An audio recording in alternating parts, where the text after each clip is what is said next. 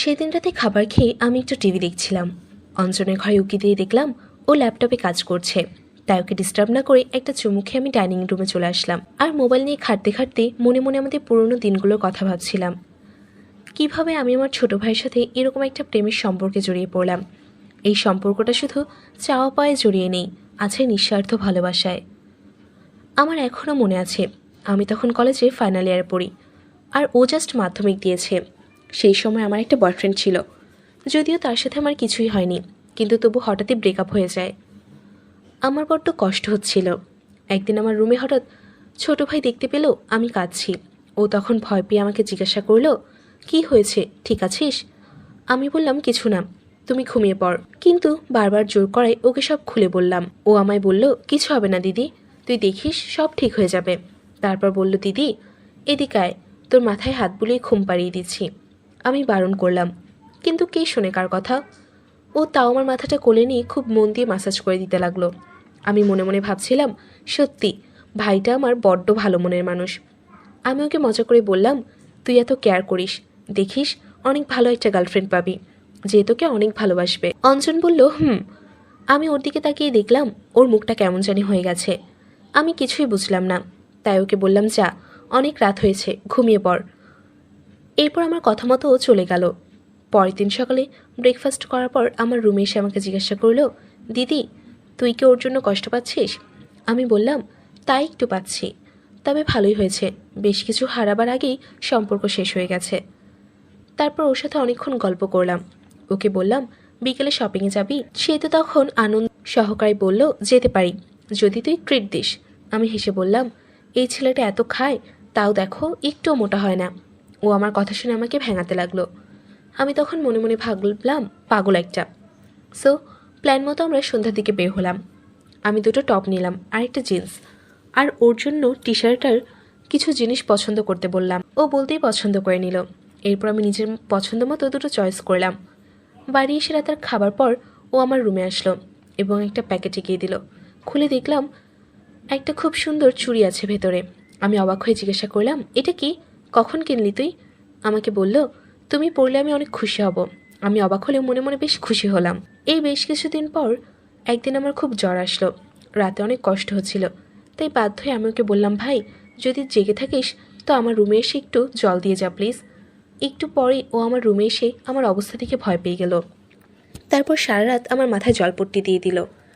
আমি ভোরের থেকে ঘুম ভেঙে দেখলাম বেচারা আমার পায়ের কাছে বসে ঘুমিয়ে পড়েছে। ওকে দেখে আমার মনটা কেঁদে উঠল। মনে মনে ভাবলাম, বেচারা সারা রাত আমার জন্য এইভাবে জেগেছিল, তাই ওকে খাটে শুয়ে দিয়ে ওর গায়ে একটা চাদর দিয়ে দিলাম। আমার জ্বর তখন একটু কমে এসেছে। তারপর সকালে উঠে সারাদিন আমার খোঁজখবর নিতে থাকলো। ও এমনিতে আমার কেয়ার করতো আগে থেকেই, বাট এবার যেন একটু বেশি মনে হচ্ছিল ব্যাপারগুলো, যেন একটা পজিটিভ ব্যাপার ছিল ওর মধ্যে। যাই হোক, আমি কিছু বললাম না, ভাবলাম হয়তো আমাকে নিয়ে বেশি চিন্তা করছে। এভাবেই সব চলতে থাকলো। জাস্ট একটা জিনিস লক্ষ্য করলাম, ওর আমার প্রতি কেয়ার জিনিসটা অনেকটা বেড়ে গেছে। মাঝে মাঝে মনে হচ্ছিল ও আমার গার্জিয়ান।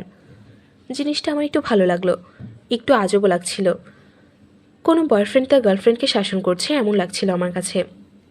এই বেশ কিছুদিন পর একদিন রাতে আমি বাথরুমে যাওয়ার সময় দেখতে পেলাম ওর রুম থেকে কেমন যেন একটা আওয়াজ আসছে। এরপর ওকে ডেকে কোনো উত্তর পেলাম না।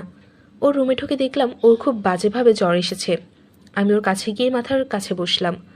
তখনও বলল, দিদি প্লিজ এভাবে আমায় ছেড়ে যাস না, আমি তোকে ছাড়া থাকতে পারবো না, তুই কেন বুঝিস না? কথাগুলো শুনে আমি বেশ অবাক হলাম, বাট এরপর যেটা বলল শুনে আমার মাথা ঘুরে গেল।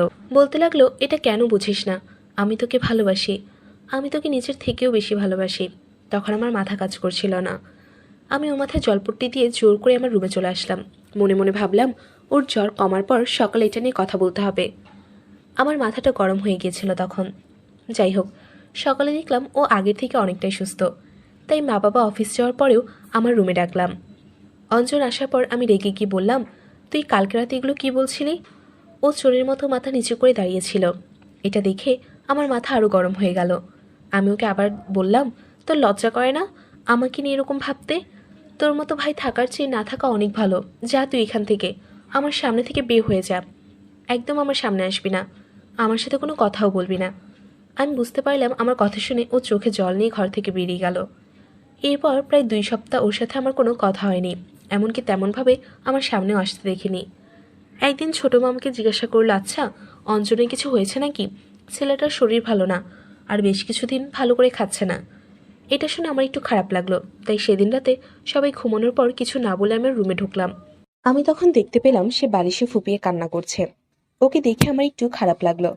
তখন মনে মনে ভাবলাম, সেদিন ওভাবে বলা উচিত হয়নি, কিন্তু ও যেটা করেছে সেটাই বা কিভাবে মেনে নেই। মা আলাদা হলেও আমাদের বাবা একজনই। এরপর আমি ওকে ডাকলাম। আমার কথা শুনে ও চোখ মুছে উঠে বসলো। আমি ওকে জিজ্ঞাসা করলাম, তোর দাবি কি বল? শুনলাম খাচ্ছিস না, কি হয়েছে তোর? সে আমাকে বলল, কিছু না। আমি রেগে গিয়ে বললাম, কি চাস তুই? ও বলল, প্লিজ এভাবে কথা বলিস না আমার সাথে। আমি জাস্ট আর নিতে পারছি না। আমি তোর সামনে যাইনি, তাহলে এরকম করছিস কেন? নাকি তোর আমাকে সহ্য হচ্ছে না? আমি মরে গেলে কি তুই হ্যাপি থাকবি? ওর কাছ থেকে আমি এ ধরনের কথাবার্তা আশা করিনি। তাই ওর কথা শুনে আমার খুব খারাপ লাগলো। তখন আমি ওকে বুঝিয়ে বললাম, দেখ ভাই, এইভাবে হয় না। আমি তোর দিদি হই। এগুলো কি ভাবছিস আমাকে নিয়ে? মাথা ঠিক আছে তোর? দেখ বাবু, পাগলামি করিস না। তুই অনেক ভালো একজনকে পাবি, যে তোকে সামনে রাখবে।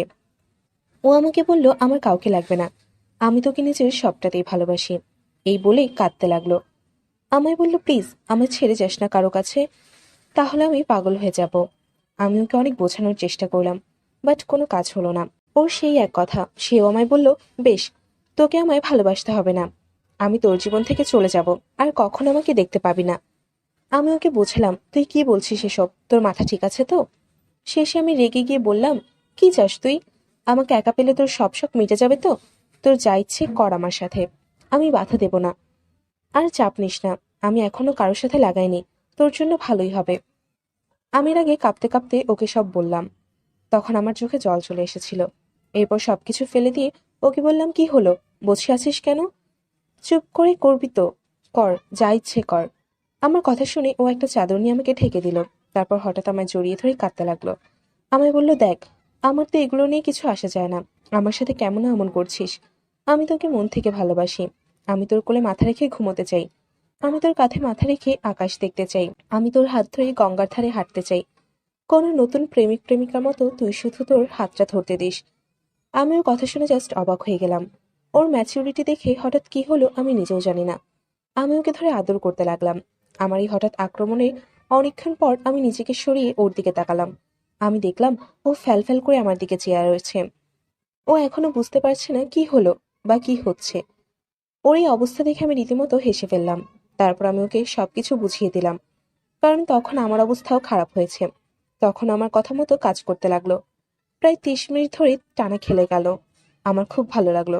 আমি বুঝতে পারলাম ও শুধু আমাকে মন থেকে ভালোবাসবে না, আমাকে ভালো লাগাতেও পারবে। সেদিনের পর থেকে আমাদের নিয়মিত খেলাধুলা শুরু করলাম।